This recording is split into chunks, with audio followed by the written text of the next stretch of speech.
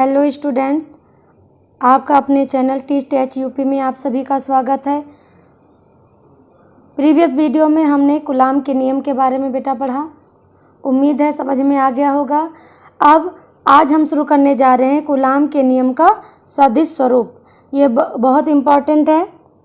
मैं जितने भी वीडियो बना रही हूँ सब इम्पॉर्टेंट क्वेश्चन ही बना रही हूँ कि आप लोग बोर्ड एग्ज़ाम में अच्छे से तैयारी कर लें। तो आइए बेटा देखते हैं कूलाम के नियम का सदिश स्वरूप। इधर देखिए बेटा, ये आपका O क्या है? मूल बिंदु है। ध्यान दीजिएगा, ये O आपका मूल बिंदु है और इस पर जो है एक Q1 आवेश यहाँ पे रखा है, Q1 आवेश, और यहाँ पे रखा है Q2 आवेश। ठीक है, जो है मान लीजिए कि जो है Q1 और Q2 दो जो है बिंदु आवेश हैं। ठीक है, और दोनों पर क्या है बेटा? समान प्रकार के आवेश हैं, जैसे दोनों धन आवेश हो या दोनों ही ऋण आवेश हो। अब इन आवेशों के स्थित सदिश आपने क्लास 11 में स्थित सदिश के बारे में पढ़ा होगा। तो Q1 पे जो है आपका क्या है? इसमें जो है स्थित सदिश क्या है? R1 और इसमें क्या है? R2 है।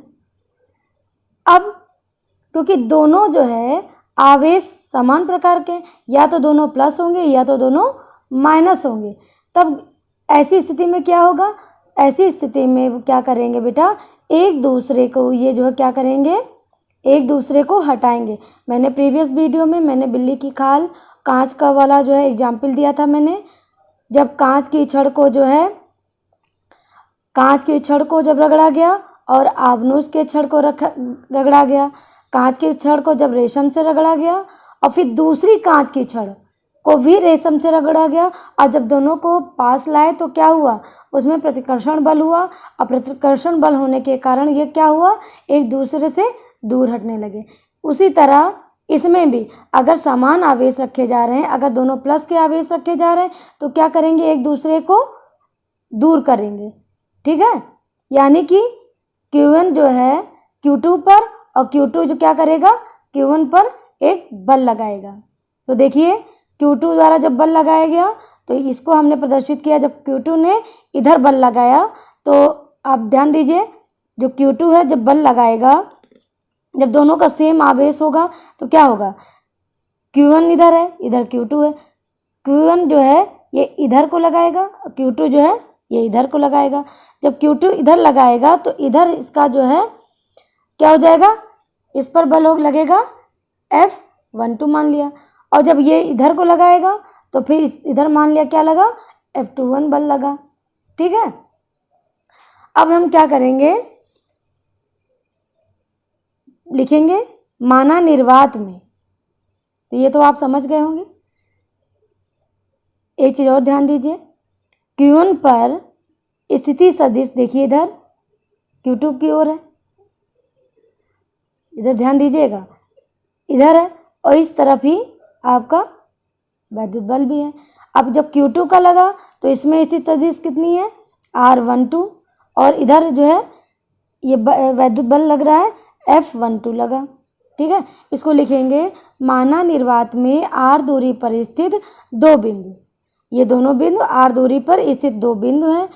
Q1 और Q2 के मूल बिंदु O के सापेक्ष स्थित सदिश R1 व R2 है। यही चीज़, ये आपका मूल बिंदु है। ठीक है, इसकी दिशा में एकांक सदिश, ये बेटा R12 कैप, इसको बोलते हैं बेटा एकांक सदिश। ठीक है, इसी प्रकार Q2 के सापेक्ष Q1 की स्थिति सदिश R12 जो मैंने अभी समझाई, तथा इसकी दिशा में एकांक सदिश क्या हो गई? R12 cap. ये जो ये ऊपर कैप भी लग रहा है R12 कैप, इसको क्या बोलते हैं बेटा? एकांक सदिश बोलते हैं। ठीक है, तो अब आइए आगे देखते हैं। अब प्यारे बच्चों, ये R21 जो एकांक सदिश बराबर क्या हो गया? ये देखिए आपका एकांक सदिश ये किधर लग रहा है? इधर की ओर। तब क्या हुआ? R21 बराबर क्या हुआ? R2 minus R1। इसको मान लिया समीकरण नंबर 1। जब R12 को ये जो है एकांक सदिश देखा गया, तो ये इसका क्या हुआ, R1 माइनस R2। ठीक, इसको मान लिया समीकरण 2। वेक्टर नियम से जो लोग फर्स्ट ईयर में पढ़े होंगे वेक्टर नियम, वो जानते होंगे वेक्टर नियम से R12 बराबर R1 माइनस R2, मतलब कह सकते हैं R12 बराबर हो गया माइनस का R21। इसको मान लिया बेटा समीकरण नंबर 3। ठीक, अब देखते हैं यदि ये R12 बराबर अगर R21 हो तब क्या होता है, इसको मान लेते हैं समीकरण नंबर 4। तो आइए देखते हैं क्या होता है। जब बेटा R12 बराबर R21 हुआ तो क्या करेंगे, सदिश नियम के अनुसार, एक सदिश का नियम है, किसी वेक्टर की दिशा को प्रदर्शित करने के लिए उस वेक्टर की दिशा में इकाई सदिश मतलब यूनिट वेक्टर का प्रयोग किया जाता है। ये आपका क्या है, R21 ये यूनिट वेक्टर है, ये आपका यूनिट वेक्टर बराबर होता है R21 वेक्टर अपान R21। सेम थिंग इसी तरह R12 इसको कैप बोलते हैं equal to R12 vector upon R12 vector. इसको मान लीजिए समीकरण नंबर 5। ये किस हिसाब से लिखा, ये सदिश नियम के अनुसार लिखा। ठीक है, अब आइए हम आगे देखते हैं। अब बेटा कूलाम के नियम के अनुसार देखेंगे क्या, Q1 द्वारा Q2 पर लगाया गया बल। ध्यान दीजिए, इसको यहाँ मैंने बना दिया है। तो देखिए बेटा जब Q1 बल लगाएगा, इधर की ओर बल लगाएगा ना Q2 की तरफ, जब Q1 Q2 की तरफ बल लगाएगा तो ये बल कहाँ लगेगा, यहाँ पे। कौन सा बल लगेगा, F21। ठीक है, तो Q1 द्वारा Q2 पर लगाया गया बल F21 बराबर क्या हो गया, K आपका क्या है, नियतांक Q1 Q2 अपान R स्क्वायर, मतलब ये आपका क्या है R21 है और ये R21 कैप। इसको मान लिया समीकरण नंबर 6। ठीक, अब हम जस्ट उसका उल्टा करेंगे। अब Q2 द्वारा Q1 पर लगाया गया बल कितना है, ये F12। जब Q1 की तरफ बल लगाएगा, इधर से धक्का मारेगा तो बल किधर का लगेगा, इधर का लगेगा, तो ये कितना हो गया F12। ठीक है, तो इसका जो है जब इधर लगेगा तो इसका एकांक सदिश किधर होगा, ये इधर का होगा। तो R12 जब Q1 ने Q2 की तरफ धक्का मारा तो एकांक सदिश कितना था, R21, ये इस तरफ था जिधर का F21 है। ठीक है, तो देखते हैं बेटा Q2 द्वारा Q1 पर लगाया गया बल F12 बराबर क्या हो गया, सेम इसी तरह K Q1 Q2 अपान, अब देखिए ये एकांक सदिश किधर का लगा हुआ, इधर का लगा हुआ, तो लिख दिया R12 का स्क्वायर और ये क्या है एकांक सदिश R12 कैप। इसको मान लिया बेटा समीकरण नंबर 7। ठीक है, अब ये दोनों ऊपर मैंने बताया था, क्या बताया था मैंने कि R12 equal to minus R21, समीकरण 3 को देखिए ध्यान से। उस हिसाब से आपका 1 2 वेक्टर इक्वल टू हो गया माइनस F21 वेक्टर। ठीक है, अब आगे देखते हैं। अब देखिए बेटा अब आपका मिल गया F vector 1 2 equal to minus F vector 21। तो क्या कहेंगे, अब यदि Q1 Q2 में से कोई एक धनात्मक व एक ऋणात्मक, अगर कोई एक धनात्मक हो और एक ऋणात्मक हो तो इसका क्या हो जाएगा, Q1 Q2 ये 0 के बराबर हो जाएगा। ऐसी स्थिति में समीकरण 6 स्थित सदिश ये जो है एकांक सदिश 1 2 R12 कैप या R21 कैप क्रमशः ऋणात्मक होंगे, तब ये आकर्षण बल को प्रदर्शित करेंगे। ठीक है, जब मैंने बताया था जब विपरीत आवेश होंगे तो क्या होते हैं, एक दूसरे को आकर्षित करते हैं, जब सेम आवेश होता है तो एक दूसरे को प्रतिकर्षित करते हैं। इस तरह कूलाम नियम का जो है सदिश स्वरूप ये हो गया। इसको अच्छे से बेटा तैयार कर लीजिएगा, ये बहुत इंपॉर्टेंट है। नेक्स्ट टॉपिक है बेटा बहुल आवेशों के बीच बल या अध्यारोपण सिद्धांत। एग्जाम में ये बहुत आता है, बहुल आवेशों के बीच बल, या ये लिख क्या है, या अध्यारोपण सिद्धांत। ठीक है, अगर मान लीजिए 1 नंबर में ये आता है तो आप केवल सिद्धांत लिख देंगे। ठीक है, थोड़ा सा करेंगे, अगर मान लीजिए 2-3 नंबर में आता है, 4 नंबर में आता है तो इसको पूरा कर दीजिएगा, अगर टाइम हो तो पूरा कर दीजिएगा, ठीक है। तो क्या है इस सिद्धांत के अनुसार, जब कई आवेश, ध्यान दो बेटा, जब कई आवेश किसी आवेश विशेष पर बल लगाते हैं तो उस आवेश पर लगने वाला परिणामी बल उन सभी बलों का सदिश योग होता है जो वे सभी आवेश अलग अलग उस आवेश पर बल लगाते हैं। किसी एक आवेश द्वारा लगाया गया विशिष्ट बल अन्य आवेशों की उपस्थिति के कारण प्रभावित नहीं होता है। तो चलिए आइए इस सिद्धांत को देखते हैं, इसका निगमन करते हैं और इसको समझते हैं। आपका सिद्धांत क्या था, जब कई आवेश किसी आवेश विशेष पर बल लगाते हैं। बात समझिए, इधर ये आपका मूल बिंदु है, इस पर एक Q1 आवेश है, इसके सापेक्ष है, मूल बिंदु के सापेक्ष Q1 आवेश हो गया, मूल बिंदु O के आप सापेक्ष ही Q2 आवेश हो गया, और इसी मूल बिंदु के सापेक्ष जो है एक Q3 आवेश हो गया, और इसी पे Q1 आवेश हो गया। तो कह रहा है जब कई आवेश किसी आवेश पर बल लगाते, ये देखिए ध्यान से बेटा, ये Q2 और Q3 और ये Q1, ये सब किस पर बल लगा रहे हैं, एक किसी एक आवेश, ये Q1 पर सारे जो है बल लगा रहे हैं, ठीक है। तो क्या कह रहे हैं, तो उस आवेश पर लगने वाला परिणामी बल, मतलब इस आवेश पर लगने वाला परिणामी बल उन सभी बलों का सदिश योग होता है। मतलब जो ये बल लगेगा, ये F13, F1n या F12, F13 ... Fn1 कह रहा है उस आवेश पर लगने वाले परिणामी बल का उन सभी बलों का सदिश योग होता है जो वे सभी आवेश अलग अलग उस आवेश पर बल लगाते हैं। देखिए ध्यान से, Q2 अलग लगा रहा है, देखिए इधर Q2 इधर अलग लगा रहा है, किस पर, Q1 पर, Q3 अलग लगा रहा है और Q1 अलग लगा रहा है, ठीक है। तो किसी एक आवेश द्वारा लगाया गया विशिष्ट बल अन्य आवेशों की उपस्थिति के कारण प्रभावित नहीं होता। इसको आइए समझते हैं बेटा। माना कि किसी आवेश निकाय में n आवेश, कोई मान लिया n आवेश Q1, Q2, Q3 ... Qn है, ठीक है।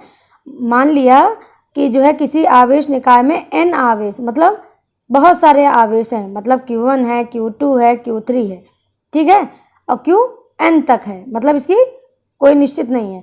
माना इस निकाय के आवेश Q1 पर वैद्युत बल ज्ञात करना है, मतलब ये इस पर सारे बल जो है कार्य कर रहे हैं इसी पे। देखिए इधर ये सारे आवेश इसी से पास होके जा रहे हैं, इस पे परिणामी इसी पे मान लीजिए ज्ञात करना है। क्या कह रहा है, आवेश Q1 पर वैद्युत बल इस पे ज्ञात करना है तथा Q2, Q3, Q1 के सापेक्ष आवेश Q1 के स्थित सदिश। देखिए इधर Q1 को तो मैंने इस पे ज्ञात करना है, तो हमको क्या बचा, हमारे पास Q2 बचा, Q3 बचा और Q1 के सापेक्ष क्या है, स्थित सदिश। मैंने अभी बताया था स्थित सदिश क्या होता है। तो स्थित सदिश को ही एकांक सदिश भी बोलते हैं बेटा, इसको R12 कैप। देखिए इधर ये Q2 पर कितना लग रहा है, इधर देखिए R1n कैप लग रहा है, R13 कैप लग रहा है और इधर R1 कैप लग रहा है, ठीक है। तो ये आपका क्या है, स्थित सदिश हो गई, R12 कैप, R13 कैप और R1 कैप। तब क्या होगा, तो ऐसी स्थिति में बेटा Q2 के कारण Q1 पर वैद्युत बल कह रहा है, जो Q2 के कारण Q1 पर, अब देखिए Q2 जब बल लगाएगा Q1 पर तो बल किधर लगेगा, इधर ही को तो लगेगा भाई, दोनों ये Q2 इधर लगाएगा तो ये बल इधर ही तो लगेगा। तो आवेश Q2 के कारण Q1 पर वैद्युत बल, ये क्या है, जब इधर बल लगा तो ये क्या है, F12 equal to 1/4 pi epsilon 0 Q1/Q2 R1 square और ये R12 कैप। अभी जो है कूलाम के नियम में सदिश निरूपण में आपने यह भी पढ़ा है, ठीक है। उसके बाद अब इसके कारण देखते हैं, भाई Q1 पे तो ज्ञात करना है, इसलिए हमने Q2 कर निकाला। अब हम आवेश Q3 के कारण Q1 पर लगने वाला बल, देखिए ध्यान, Q3 जब बल लगाएगा Q1 पर तो परिणामी कितना बल लगेगा, F13।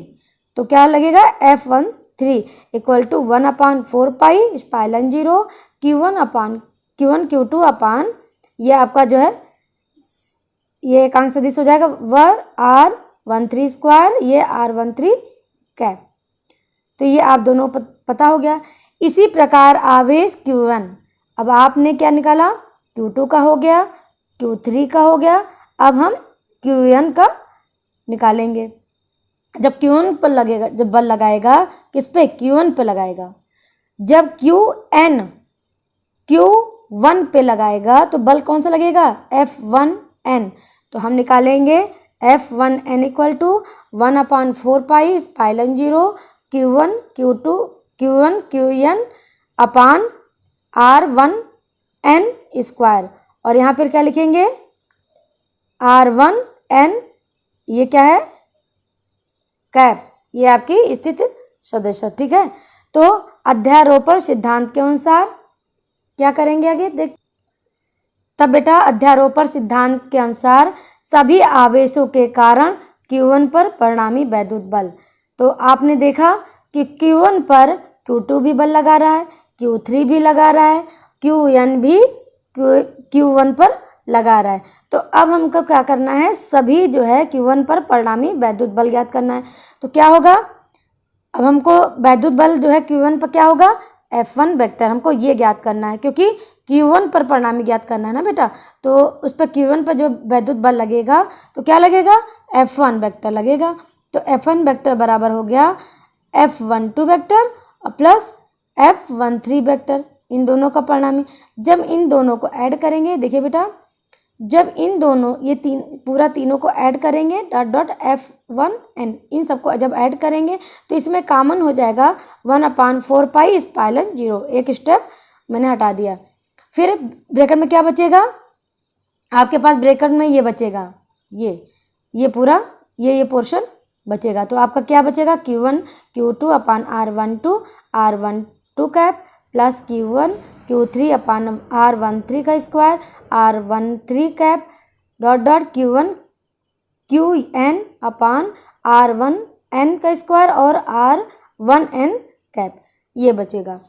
तो अब देखते हैं, एक चीज़ और समझिए, किसी भी अन्य आवेश पर शेष बचे आवेशों के कारण लगने वाला बल को इस विधि से ज्ञात किया जा सकता है। इसमें तो मान लीजिए परिणामी हमने दिखा दिया कि Q1 पर सारे बल लग रहे हैं। अगर मान लीजिए अगर सारे बल Q2 पे लग रहे हो, जब Q1 पे सारे बल लगे, मतलब जब Q1 आवेश पर सारे बल लगे तो हमने निकाल दिया क्या, फोर्स, वैद्युत बल निकाला, F1 निकाल दिया। अगर यही चीज़ अगर Q2 पे सारे परिणामी निकालना होता तब क्या निकालते, तब आपका Q2 पे होता तो आपका वैद्युत बल क्या हो जाता, F2 हो जाता।